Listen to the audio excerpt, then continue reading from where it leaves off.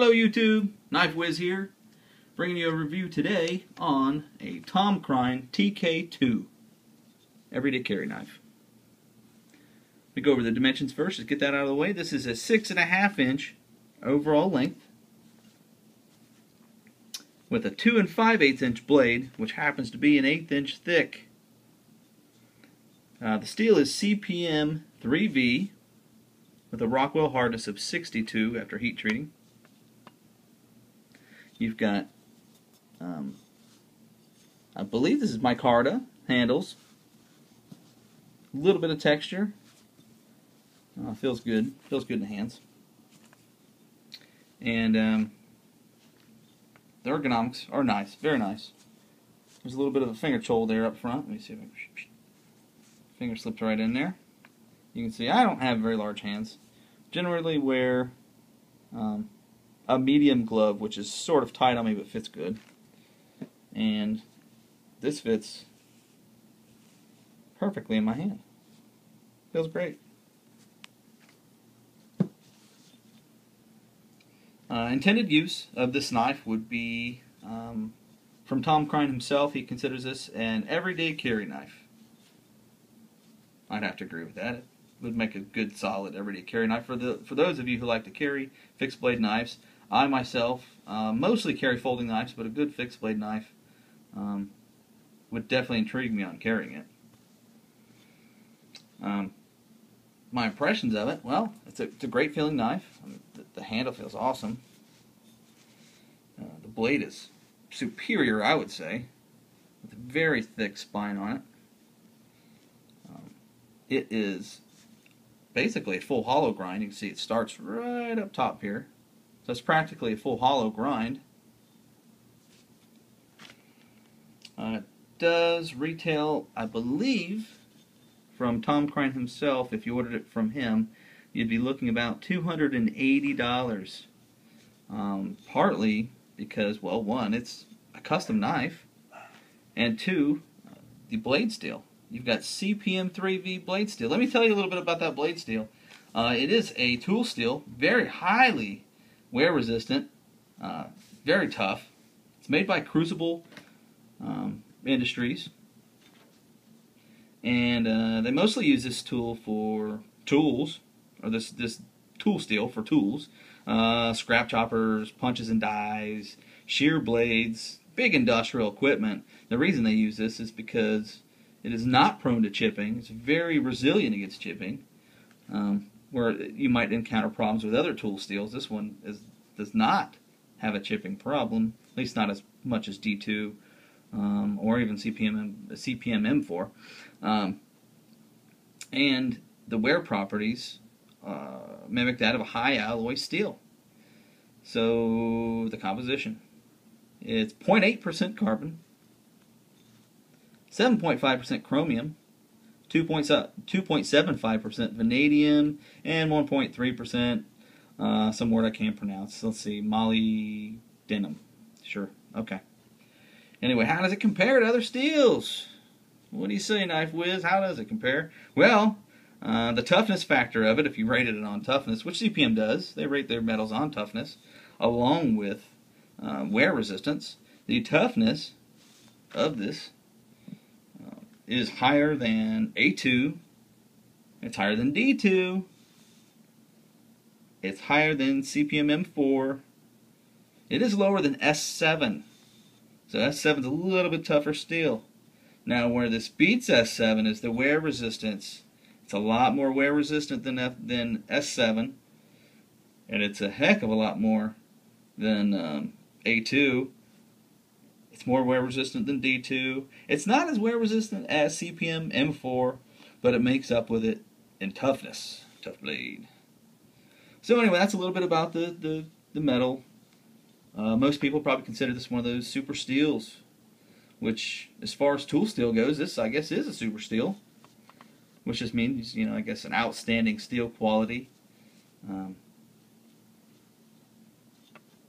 So there you have it. It is very sharp. Very sharp. Let me see. I cut paper, what the hell. I'm no good at this, plus I'm trying to get it in front of the camera, so that's murderous. But anyway, It will easily whittle paper, if that is your intent. Okay. Great whittling knife, by the way. Wouldn't mind doing that at all with this knife. Feels awesome in the hand. Lots of control, you know, instead of choking up on some big 7-inch survival knife or 10-inch survival knife where you're way up on the blade trying to, you know, do detail work. You've got, you know, an actual handle you can grip instead of gripping the blade. And you don't have to choke up on it. But you can, with that nice little finger choil there. You can choke up on that finger choil and get all your fingers on the grip. How nice is that? Let's see, get a little light on it. How nice is that? Giant lanyard hole. Look at that sucker. You could put probably 5 or 6 pieces of 550 through that.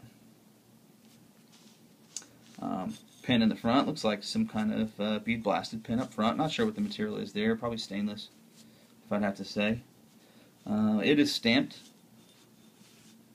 Krein tools, or Krein on the front, with, I believe it looks like a pit bull. Could be wrong there.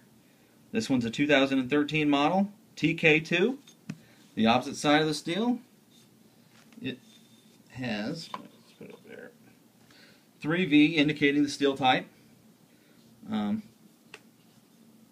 So you know what steel you have.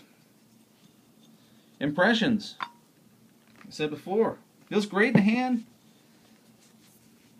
I believe that does make an everyday carry knife, just having that great feel in the hand. It comes with wonderful holster, Kydex, with a MOLLE attachment on the back, a large MOLLE attachment on the back at that.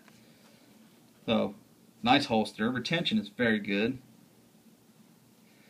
Like I said, I would carry this knife every day. Sure. That's a tough steel. I don't know how hard it is to sharpen. And by the way, I borrowed this from a friend of mine who is probably much more of a knife whiz than me, but he has an extensive collection of knives, customs especially, loves custom knives. He let me, you know, he loaned this one to me so I could do a little mini review on it.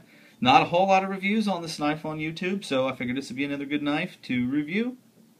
Wanted to give you a little information on it, probably more informational than a review. The quality. I see, from what I see, amazing quality. Cannot fault the gentleman for fit and finish. The only flaw I've noticed on this whole entire knife, and it might be from the Kydex, you know, wearing against the Kydex, is, I don't know if the camera will even pick this up, is the 3V. The 3V, which does not appear to be stamped in it. It might be. It doesn't look like it's stamped. Was black at one point, and it's sort of worn off. That's probably from the Kydex. No big deal. That's going to happen. If you're cutting, it'd wear off too, no doubt. Whereas the Krein emblem is not going to wear off. That sucker's in there. And it's not black. You know, they don't have any sort of coating in there to make it stand off like the 3V on the backside of the blade. Other than that, it's a wonderful knife. Like I said, MSRP I believe is about $280, but you're getting a heck of a knife for that kind of money. You're paying for Mr. Krein to build you a top quality knife. I mean, you're paying for a great knife. So yeah, it's a little bit of money, but like I said, it's full custom. It's full custom. It's not stamped out in China. Not that I have anything wrong with China knives, but this is American made. You always pay more money for an American made knife, hands down. Why wouldn't you want to, though? You're supporting our guys, and when you've got metalworking skills like this, it's going to a good cause, and you're getting your money's worth. Okay? So, got any questions or comments? Please leave them in the comments bar, and have a great day. Knife Whiz out.